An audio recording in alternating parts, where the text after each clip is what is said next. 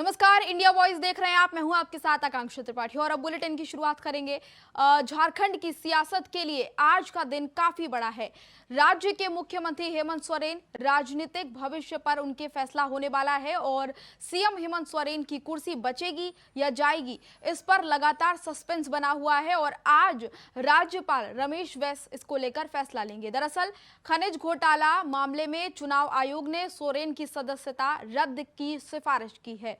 केंद्रीय चुनाव आयोग ने हेमंत सरकार के लिए खतरे की घंटी बजा दी है। गौरतलब है कि हेमंत सोरेन को जनप्रतिनिधि कानून 1991 की धारा 9A उल्लंघन का दोषी माना गया है, इसीलिए उनकी सदस्यता रद्द करने की सिफारिश की गई है और ऐसे में हेमंत सोरेन की कुर्सी जो है उस पर खतरा अब मंडराता हुआ नजर आ रहा है। तो वहीं आज सुबह से ही बैठकों का दौर भी लगातार जारी है। आज सुबह यूपीए की बैठक हुई थी और आज फिर शाम को यूपीए की बैठक होगी। लगातार बैठकों का दौर जारी है। यूपीए की लगातार बैठकें हो रही हैं जिसमें कोई बड़ा फैसला लिया जा सकता है। वहीं रांची में बीजेपी के नेताओं का भी जमावड़ा लगना शुरू हो गया है। अब आपको बता देते हैं कि हेमंत सोरेन पर क्या आरोप है, ये भी आपको जानकारी दे देते हैं।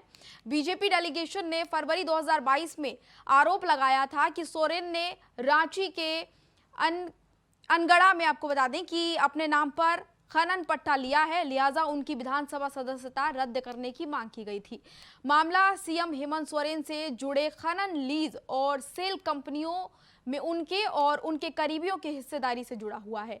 आरोप है कि सीएम हेमंत सोरेन ने अपने पद का दुरुपयोग करके स्टोन, आपको बता दें कि क्यूएरी और इसके अलावा माइंस अपने नाम आवंटित करवा ली थी और सोरेन परिवार पर सेल कंपनी में निवेश कर अंकुत संपत्ति अर्जित करने का भी आरोप लगा हुआ है। ये मामला सुप्रीम कोर्ट और चुनाव आयोग में गया है और अब चुनाव आयोग का फैसला राज्यपाल भवन तक पहुंच गया है। इन सबसे बीच जेएमएम का सवाल है कि बंद लिफाफे का फैसला बाहर कैसे आया। लगातार ये सवाल उठ रहा है क्योंकि जिस तरह से तस्वीरें सामने आ रही हैं, जो हलचल देखने को मिल रही है, उससे जेएमएम लगातार ये सवाल उठ रही है कि आखिर जो फैसला, जो बंद लिफाफा है, उसमें जो फैसला है वो बाहर कैसे आया।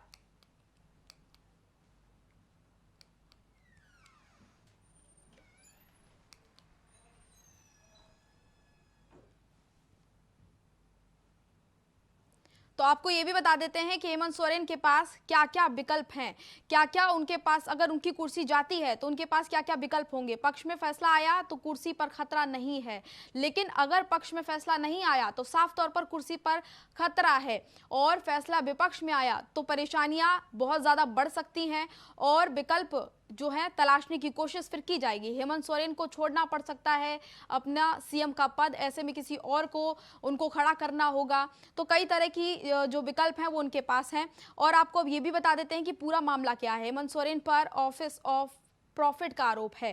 तो ये जो आरोप है इसको लेकर लगातार बीजेपी उनको घेर रही है, लगातार बयानबाजी भी शुरू हो गई है और बीजेपी ने राज्यपाल को इसको लेकर जानकारी दी है और सीएम हेमंत सोरेन पर माइनिंग लीज का आरोप भी लगा है।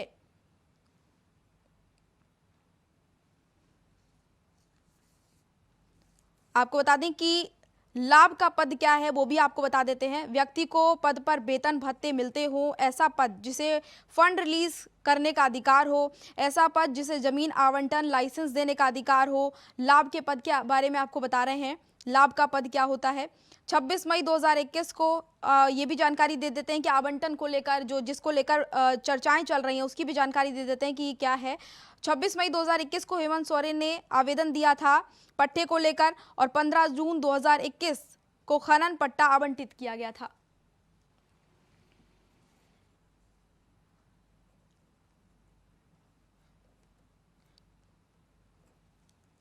और हमारे साथ हमारे संवाददाता राकेश कुमार सीएम हाउस से जुड़े हुए हैं लाइव। राकेश, फिलहाल अगर हम बात करें, झारखंड की राजनीति में बहुत ज्यादा सियासी हलचल देखने को मिल रही है, लेकिन अभी फिलहाल क्या स्थिति वहां पर बनती नजर आ रही है, किस तरह की हलचल और राजनीतिक गलियारों में किस तरह की बातचीत चल रही है। कुर्सी को लेकर लगातार कई सारी बातें की जा रही हैं, अभी फिलहाल अपडेट क्या है।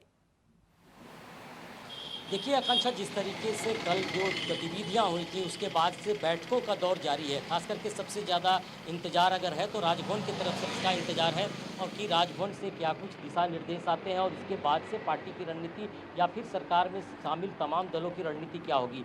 फिलहाल की बात की जाए कि तो सुबह 11 बजे से सीएम हाउस में एक बड़ी बैठक बुलाई गई थी, जिसमें यूपीए के तमाम विधायकों को बुलाया गया था और इसके बाद से एक रणनीति बनी कि अगर कुछ फैसला आता है इसके बाद से फिर से हम लोग चर्चा करेंगे। तो देर शाम 7 बजे के आसपास फिर से सीएम हाउस में यूपीए के विधायकों की एक बैठक होगी, जिसमें तमाम चीज़ों पर चर्चा होगी कि आखिर किस तरीके से अगर सरकार संकट में आती है तो उसकी रणनीति क्या होगी इनकी। फिलहाल राजभवन की बात की जाए तो राजभवन के पास चुनाव आयोग का पत्र जो आया है उसके अनुसार आगे की प्रक्रिया पूरी कराई जा सकती है।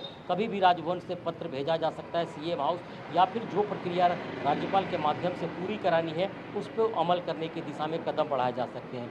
हालांकि ये बात सामने आ गई है कि मुख्यमंत्री का संकट बढ़ रहा है, हो सकता है कि मुख्यमंत्री को अपना इस्तीफा देना पड़ सकता है और इसी को लेकर तमाम चीज़ें चल रही हैं। और एक और बात चल रही है कि अगर मुख्यमंत्री हेमंत सोरेन हटते हैं तब कौन मुख्यमंत्री हो सकता है और कैसे आज राज्य की राजनीति को आगे बढ़ाया जा सकता है, इस पर भी चर्चा जारी है। जी बिल्कुल। राकेश, मैं आपसे ये भी जानना चाहूंगी कि लगातार चर्चाएं चल रही हैं, हलचल बहुत ज़्यादा झारखंड में देखने को मिल रही है, लेकिन अगर सीएम हेमंत सोरेन की कुर्सी गई तो उन्हीं की पार्टी से किसी ना किसी को बनाया जाएगा, सीएम की कुर्सी के लिए किसी ना किसी को आगे किया जाएगा। और अगर अभी की बात करें, अभी तक की, तो सबसे ज़्यादा नाम उनकी खुद की पत्नी का चल रहा है आगे। उसको लेकर क्या जानकारी मिल पा रही है आपको?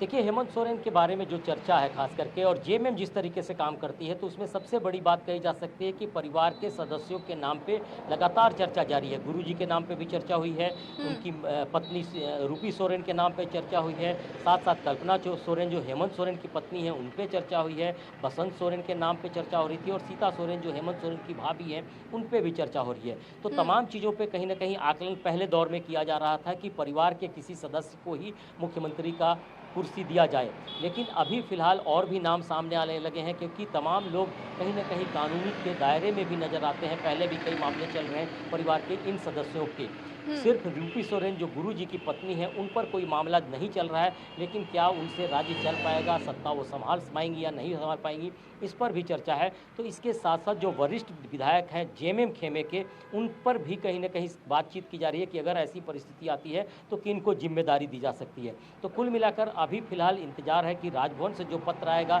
या फिर जो दिशा निर्देश आएंगे उस पर किस तरीके से काम किया जा सकता है, और इसके बाद से तय होगा कि मुख्यमंत्री कौन होगा। और इसी को लेकर यूपीए की बैठकों का दौर लगातार जारी है। जी बिल्कुल राजेश, लेकिन अगर हम बात करें जेएमएम की, तो जेएमएम की जो जेएमएम का इतिहास रहा है उसमें ऐसा देखने को मिला है कि महिलाओं का ज़्यादा कुछ इन्वॉल्वमेंट दिखा नहीं है पॉलिटिक्स में।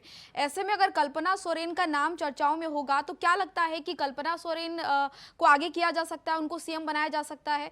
और इसके अलावा मेरा सवाल ये भी है कि क्या कांग्रेस की तरफ से भी कोई चेहरा हो सकता है मुख्यमंत्री के लिए?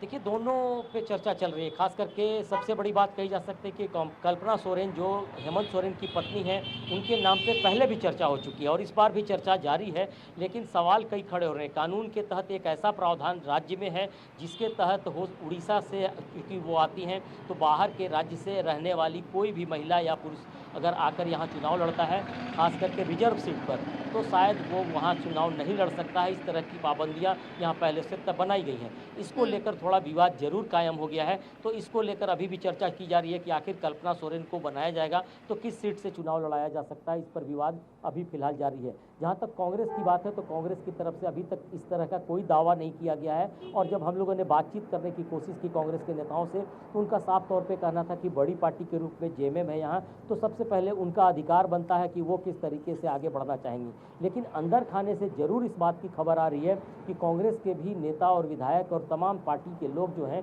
वो कहीं ना कहीं इस बात की ओर संकेत दे रहे हैं कि अगर जेएमएम से कोई इंटाइटल नहीं होता है तो हो सकता है कि कांग्रेस के खेमे से किसी को आगे किया जाए। इस तरह की मांग हो सकती है कि आने वाले समय में सामने आ सकती है, लेकिन फिलहाल इस पर किसी तरह की कोई चर्चा अंदर खाने में नहीं है यूपीए के खेमे में, और फिलहाल कांग्रेस इस बारे में इंतजार ही कर रही है। जी बिल्कुल राकेश, लेकिन एक सवाल ये खड़ा हो रहा है कल से लगातार कि लिफाफे में क्या है, लिफाफा बंद गया है और बंद लिफाफे के अंदर क्या है इसका अभी किसी को कुछ नहीं पता, इसकी किसी को जानकारी नहीं है।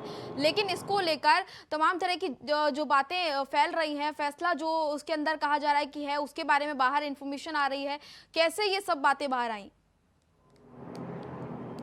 देखिए, चुनाव आयोग में जब ये निर्णय हो रहा था उसी समय से ये फैसला किस तरह का होगा, कानून के जानकारों से जो बातचीत हो रही थी उसके आधार पे ये सारी चीज़ें सामने आ रही थी और साफ साफ कहा जा रहा था कि जो कानून में प्रावधान है उसमें सदस्यता जाना लगभग तय माना गया है, जिस तरह का मामला उन पे दर्ज है, यानी कि हेमंत सोरेन पे दर्ज है। तो ऐसे में ये तो जरूर साफ हो रहा है कि एक कार्रवाई तो जरूर की गई होगी चुनाव आयोग की तरफ से, राज्यपाल को उस पर कहीं ना कहीं अंतिम मुहर लगानी है और फैसला लेना है। दूसरी बिल्कुल। बात ये की जा रही है कि आखिर मुख्यमंत्री हेमंत सोरेन को कितने दिन के लिए डीबार किया जाता है, यानी कि 3 साल से अधिक का डीबार किया जाता है, तब उनकी हो सकता है कि आने वाले समय में वे चुनाव नहीं लड़ पाएंगे। ऐसे में जो माहौल बनेगा, राजनीतिक संकट जिस तरीके की होगी उस पर बाद में विचार किया बिल्कुल जाएगा। बिल्कुल लेकिन राकेश, फिलहाल इस तरह की चर्चा जो हुई है, हमारे साथ प्रतुल शाहदेव प्रवक्ता बीजेपी के जुड़ गए हैं। इसके अलावा राकेश सिन्हा भी हमारे साथ प्रवक्ता कांग्रेस के जुड़ गए हैं। सबसे पहले मैं प्रतुल शाहदेव का रुख करूंगी, बीजेपी के प्रवक्ता। मुझे आपसे मेरा यही सवाल है प्रतुल शाहदेव जी, पहले तो आपका बहुत बहुत स्वागत इंडिया वॉइस पर। नमस्कार जी, और मेरा सवाल आपसे ये है कि बंद लिफाफे के अंदर क्या है ये भी किसी को नहीं पता, तो बीजेपी के अंदर इतनी ज्यादा खुशफहमी किस बात की है, बीजेपी इतना ज्यादा खुश किस बात को लेकर हो रही है, आप लोगों को कैसे पता कि उसके अंदर क्या है? लगातार इस तरह के आरोप आपके ऊपर लग रहे हैं, जेएमएम की तरफ से भी आरोप लगाया जा रहा है इसी तरह का। सबसे पहले आपको समझना होगा कि ये पूरा मामला क्या था। माननीय मुख्यमंत्री जो माइनिंग मंत्री भी हैं प्रदेश के, उन्होंने अपने कार्यकाल में अपने नाम पर एक माइनिंग लीज दी। तो भारतीय जनता पार्टी ने माना कि देश में कोई दूसरा ऐसा उदाहरण नहीं है कि मुख्यमंत्री खुद को उपकृत कर रहे हैं, वो भी अपने विभाग में। तो हम लोगों ने राज्यपाल को तमाम दस्तावेजों के साथ ये शिकायत की कि रिप्रेजेंटेशन ऑफ पीपुल एक्ट के सेक्शन 9A का उल्लंघन है और गवर्नर इसमें 192 के सब सेक्शन 2 के तहत कार्रवाई करे। गवर्नर ने संज्ञान लेते हुए इसे इलेक्शन कमीशन को भेज दिया। इलेक्शन कमीशन ने सारे जो दस्तावेज हमने सबमिट किए थे उसे राज्य के मुख्य सचिव से सत्यापित कराया, फिर दोनों पक्षों की बहस हुई। माननीय मुख्यमंत्री के वकीलों का कहना था कि भाई माइनिंग लीज हमने लिया लेकिन इससे एक पत्थर भी नहीं निकाला। तो हमारी पक्ष के वकीलों का कहना था ये तो वही बात हुई कि भाई आपने चोरी कर ली लेकिन चोरी का माल बेच नहीं पाए। तो बहरहाल इलेक्शन कमीशन का फैसला आ गया। देखिए, दोनों पक्ष आशावान है।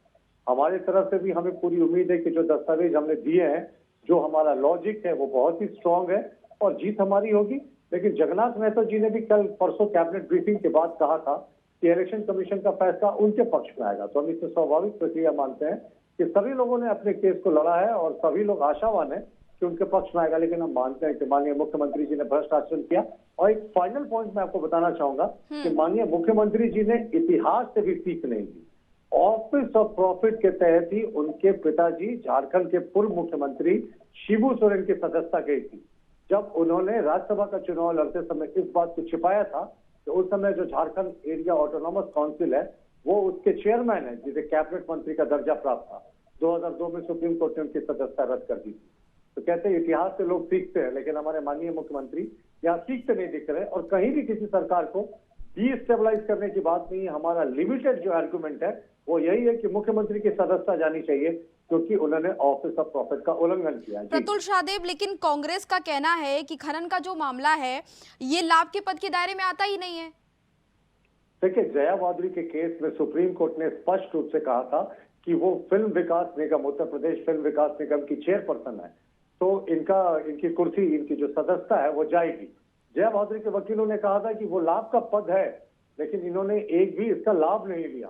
सुप्रीम कोर्ट ने इसे मानने से इनकार किया था, कहा था कि सिर्फ लाभ के पद पे बने रहना काफी है। तो हमें पूरी उम्मीद है कि जितने तमाम सुप्रीम कोर्ट के पूर्व के जजमेंट है, जो हमारे वकील, जो लीगल टीम है उसकी दलीलों में काफी दम है और जीत हमारी होगी। और बहरहाल संवैधानिक संस्थाओं का निर्णय है, राज्यपाल को निर्णय लेना है। बिल्कुल प्रतुल शाहदेव जी, हमारे साथ राकेश सिन्हा भी जुड़े हुए हैं प्रवक्ता कांग्रेस से। राकेश शाहदेव, माफ कीजिएगा, राकेश सिन्हा जी। राकेश सिन्हा जी, आपने प्रतुल शाहदेव को सुना होगा, क्या कहना चाहेंगे आप? देखिए, सबसे बड़ी बात यह है, यही विडंबना है कि फैसला आने के पहले भाजपा के लोग अपना निर्णय सुना देते हैं। निर्णय उनका इस प्रकार कि लगता है कि जजमेंट वो दे रहे हैं, सारा कुछ क्लियर स्थिति कर दे रहे हैं अपने ट्विटर पे, अपने बयानों पे। जो परिस्थितियां अभी है, कल से जिस प्रकार ट्विटर के माध्यम से मीडिया ट्रायल करवाया जा रहा है कि अभी मुख्यमंत्री की सदस्यता चली जाएगी, 20 मिनट में चली जाएगी, इनके भाजपा के सांसद का ट्वीट आता है कि कोई छत्तीसगढ़ जा रहा है, कोई बनारस जा रहा है, कोई देहरादून जा रहा है। खैर, ट्विटर इनका, उंगली इनकी कहीं भी ट्वीट कर देइए। मैं ये कह रहा हूं कि जब तक मामला राज्यपाल जी के द्वारा सूचना दी नहीं जाती, तब तक इस विषय पे जिस प्रकार का एक प्रोपगंडा भाजपा के द्वारा फैलाया जा रहा है इस राज्य में, राजनीतिक अस्थिरता जिसे हम कह सकते हैं, वो करवाई जा रही है। ये लोकतंत्र के लिए दुखद है, ये जी। लोकतंत्र के लिए दुखद है। जी, लेकिन आप लोगों पर भी कहा जा रहा है कि जिस तरह से बैठकें आपके यहाँ चल रही हैं, उससे कई सवाल खड़े होते हैं कि घबराहट तो दिख रही है आपके अंदर भी, क्योंकि लगातार बैठकों का दौर जारी है, लीगल एडवाइजर बुलाए जा रहे हैं और 2 बैठकें लगातार दिन में की जा रही हैं। तो इससे सवाल तो ये खड़े होते हैं कि आपके अंदर आपकी पार्टी इतना ज्यादा क्यों घबराई हुई है? नहीं, मुझे अगर ये लगता है कि अगर हम बैठक कर रहे हैं, उसमें अगर हमारे ऊपर प्रश्न चिन्ह लग रहा है, तो मैं भी ये कह रहा हूं कि मधुबन में जो भाजपा अपना प्रशिक्षण शिविर के नाम पे अपने विधायकों को एकजुट कर रही है, ताकि इस राज्य में राजनीतिक संकट बरकरार रहे। तो ये भी तो कहा जा सकता है ना, अगर हम बैठक कर रहे हैं, हम अपने यूपीए गठबंधन की बैठक कर रहे हैं, उसमें अगर भाजपा के लोगों को किसी प्रकार की परेशानी है, तो मधुबन में इनका भी प्रशिक्षण शिविर है, सारे विधायक रहेंगे, तो कहीं ना कहीं वहीं से जो है ये लोग कोई रणनीति तय कर रहे हैं कि कैसे राज्य को फिर और अस्थिर किया जाए। तो ये भी इल्जाम भारतीय जनता पार्टी के ऊपर लग सकता है। जी, प्रतुल शाहदेव जवाब दीजिए। हाँ, देखिए, मैं सुन रहा था अभी राकेश सिन्हा जी को, उन्होंने कहा कि भारतीय जनता पार्टी मधुबन में बैठक करी। भाई, हमारी बैठक बहुत पूर्व निर्धारित थी और एक बार ये इसलिए इसकी तिथि चली थी क्योंकि हमारे एक सीनियर लीडर का डेथ हो गया था, लेकिन ये हमारी पूर्व निर्धारित बैठक थी। जहां तक यूपीए की बैठक करने की बात, उन्होंने सही कहा, गठबंधन इनका, ये जब भी चाहें ये बैठक कर सकते हैं। लेकिन आज मंत्री मिथिलेश ठाकुर ने ऑन रिकॉर्ड लाइव चैनलों पे कहा था कि भाई हमारे विधायकों को थोड़ा रिफ्रेश भी होना चाहिए, इसीलिए हम इनको रिजॉर्ट में भी ले जाने का प्रबंध कर रहे हैं। ऑन रिकॉर्ड मंत्री मिथिलेश ठाकुर जी ने कहा था। तो भाई, अब इनको रिजॉर्ट में ले जाने की क्या आवश्यकता हुई? बार बार कोई कह रहा है 56 है हमारे पास, कोई कह रहा है 45 पहुंच गया, 47 पहुंच गया। हमारा कहना है कि भाई हमने कब कहा कि आपकी सरकार जा रही है? हमारा मुख्य मानना था कि मुख्यमंत्री जी ने भ्रष्ट आचरण का उदाहरण पेश किया और पूर्व के जो सुप्रीम कोर्ट के जजमेंट्स हैं, या शिबू सोरेन की ही पूरे जो पृष्ठभूमि मैंने आपको बताई, उसके आधार पर मान रहे कि उनकी सदस्यता जाएगी। हमने ये कब कहा कि हम वैकल्पिक सरकार बनाने वाले हैं? लेकिन ये जबरदस्ती अपने विधायकों पर प्रेशर देने के लेकिन लिए प्रतुल शाहदेव जी, कांग्रेस की तरफ से, जेएमएम की तरफ से तो नकारा जा रहा है कि कोई मामला है ही नहीं, क्योंकि ये लोग तो कह रहे हैं कि जो पट्टा का जो मामला है, जमीन का जो मामला है, ये सीएम बनने से पहले का है। इसके अलावा उनके तरफ से ये भी कहा जा रहा है कि ये जो खनन का मामला जो होता है, ये लाभ के पद के दायरे में आता ही नहीं है। देखिए, जो माननीय मुख्यमंत्री जी का खनन पट्टा का मामला है, वो 2018 में उनका खनन पट्टा का लीज लैप्स कर गया था, और एक बार लैप्स कर जाता है और उसके बाद गैप हो जाता है तो वो कंटिन्यूएशन में रिन्यूअल नहीं होता, वो फ्रेश लीज होता है। और इसका फ्रेश लीज इन्होंने अप्रैल 2021 में किया, जिस समय कोरोना की भीषण लहर चल रही थी। उस समय सरकार राहत देने के बजाय अपने आप को खुद उपकृत कर रही थी। तो ये माननीय मुख्यमंत्री के इसी टेन्योर में इस लीज को फिर से माननीय मुख्यमंत्री को दिया गया। और जहां तक इनका कहना है कि ये ऑफिस ऑफ प्रॉफिट का मामला नहीं है, तो इन्हें सुप्रीम कोर्ट के जजमेंट्स को देखना चाहिए। जया बहादुरी का केस हो, शिबू सोरेन का केस हो, या अन्य मामले हो, जिसपे स्पष्ट रूप से सुप्रीम कोर्ट ने कहा है कि सिर्फ लाभ का कोई काम करने से या कोई खनन पट्टा का लीज लेने से आप कहेंगे कि मैंने पत्थर नहीं बेचा, तो इससे आप बरी नहीं होते। बहरहाल संवैधानिक संस्थाओं के सामने यह मामला लंबित है, इलेक्शन कमीशन के सामने मामला लंबित है, राज्यपाल को अब निर्णय लेना है, तो हमें भी निर्णय का इंतजार करना चाहिए। और जहां तक इन्होंने कहा कि निशिकांत दुबे जी ट्विटर पे ये करते हैं, तो इन्हें भी एक्सप्लेन करना चाहिए कि निशिकांत दुबे जी ने केस को क्लोजली स्टडी किया है, इसलिए वो ये मानकर चल रहे हैं कि फैसला हमारे पक्ष में आएगा। जगन्नाथ महतो जी ने किस आधार पर परसों कैबिनेट मीटिंग के बाद कहा कि इलेक्शन कमीशन का जो फैसला है वो मुख्यमंत्री के पक्ष में आएगा? क्या जगन्नाथ महतो जी को भी पता था कि लिफाफा में काबा? तो ये लिफाफा में काबा वाली संस्कृति अभी मुझे लगता है राज्यपाल को निर्णय बिल्कुल राकेश सिन्हा जी, ये तो सवाल सही कह रहे हैं प्रतुल शाहदेव जी कि आपके ऊपर भी सवाल खड़ा होता है। आपको कैसे पता कि लिफाफे के अंदर क्या है? आप कैसे बोल सकते हैं कि फैसला क्या आएगा? मैं भाजपा के मित्र का ये जवाब दे दूं कि ये बार बार ये कह रहे हैं कि सरकार भ्रष्टाचार के चेहरे पे, सरकार भ्रष्टाचार के चेहरे पे।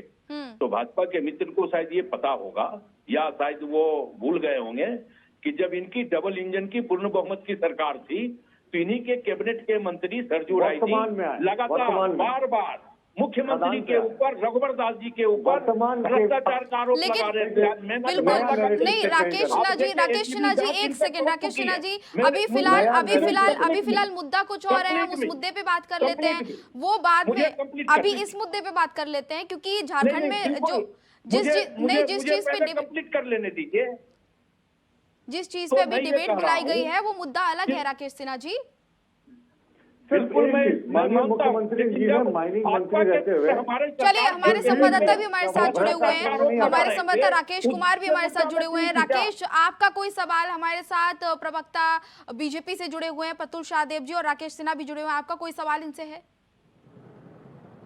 देखिए, सीधा सीधा सवाल है कि जिस तरीके का माहौल है उसमें सबसे बड़ा नुकसान अगर हुआ है तो पिछले 20-25 साल में राजनीतिक अस्थिरता को देखते हुए राज्य को हुआ है। तो क्या इस तरह की स्थिति में राजनीतिक दल के लोगों का क्या स्टेप होगा आगे का, और किस तरीके से दोनों पार्टियां राज्य हित में काम करने की तैयारी करेंगी? इस तरह के माहौल को कैसे निपटा जा सकेगा, क्योंकि लगातार ये सारी चीज़ें चल रही हैं। दोनों प्रवक्ता अगर इस बारे में कुछ जवाब दे पाएँ तो बेहतर होगा। जी बिल्कुल, राकेश सिन्हा जी जवाब दिए, आपकी बनती है, जवाब दीजिए। हेलो, आवाज क्या था? राकेश सिन्हा जी जवाब दीजिए। आवाज नहीं आ रही थी मैडम, इधर आवाज नहीं आ रही। जी, सवाल हमारे संवाददाता का ये था कि जिस तरह की स्थिति बन रही है अभी झारखंड में, उससे सबसे ज्यादा नुकसान तो जनता का हुआ है, लोगों को बहुत ज्यादा सफर करना पड़ रहा है। अब जनता का जो नुकसान हुआ है उसकी भरपाई कैसे हो पाएगी, क्योंकि सरकार को वोट जनता सिर्फ इसलिए देती है कि 5 साल बेहतर काम हो, उनके लिए हर तरह का विकास हो। अब सरकार के ऊपर ही तमाम आरोप लग जाएंगे, तमाम तरह की चीजें, यहाँ पर ऐसी राजनीति जो है हो रही है, इस तरह का होगा तो सरकार का जो भी हो रहा है काम, उससे नुकसान सबसे ज्यादा तो जनता को हो रहा है, कैसे भरपाई होगी? सबसे बड़ी बात यह है कि जनता का नुकसान ये 2 दिनों में नहीं हो रहा है, जनता का नुकसान 2014 से लगातार हो रहा है। लेकिन राकेश सिन्हा जी अभी की अगर हम बात करें तो अभी की बात करें तो अभी आप जवाब दीजिए ना। ये नुकसान तो आजादी के बाद हो रहा है, जब से कांग्रेस है। वर्तमान में नुकसान 2014 से लगातार हो रहा है, बेरोजगारी के नाम पे, महंगाई के नाम पे, अग्निवीर के नाम पे, गिनवाने लगूं तो शाम हो जाए, वित्तीय अर्थव्यवस्था के नाम पे लगातार जनता का नुकसान हो रहा है। हेमंत सोरेन के माइनिंग लगातार हो रहा है। पहला, दूसरा, रघुवर दास जी के भी ऊपर एससीबी की जांच की प्रक्रिया चालू हो चुकी है। आप देखें, प्रफुल्ल जी को बुलाइएगा जब भ्रष्टाचार का आरोप सिद्ध होंगे। बिल्कुल, लेकिन राकेश सिन्हा जी जवाबदेही जो सरकार में जो सत्ता में होता है उसकी जवाबदेही होती है, जनता के लिए आपको काम करना है। बिल्कुल, जनता के लिए आपको काम करना है, और ये आप नहीं कह सकते हैं कि 2014 से क्या हो रहा है, आपकी सरकार फिलहाल वहां पे आपको मौका दिया गया है। आप ये हमेशा यही होता है कि जब सवाल पूछा जाता है तो हमेशा ऐसे ही किया जाता है कि विपक्ष के ऊपर पूरा ठीकरा फोड़ दिया जाता है। ये बिल्कुल राकेश सिन्हा जी बिल्कुल ठीक नहीं। अगर बीजेपी गलती करती है तो जवाब बीजेपी को देना होगा, लेकिन अगर झारखंड में आपकी सरकार है तो जवाब आपको देना होगा। मैं सवाल बीजेपी से भी पूछूंगी, अगर बीजेपी गलती करेगी तो सवाल उनसे भी पूछा जाएगा, लेकिन बिल्कुल, लेकिन यहाँ पे नहीं, यहाँ पे ये डिबेट उस मैटर पे है ही नहीं। लेकिन चलिए तमाम बातचीत के लिए आप दोनों का बहुत बहुत धन्यवाद। हमारे संवाददाता भी हमारे साथ जुड़े हुए थे, उनका भी तमाम बातचीत के लिए बहुत बहुत धन्यवाद। तो फिलहाल इस डिबेट में इतना ही, मुझे दीजिए इजाजत, नमस्कार।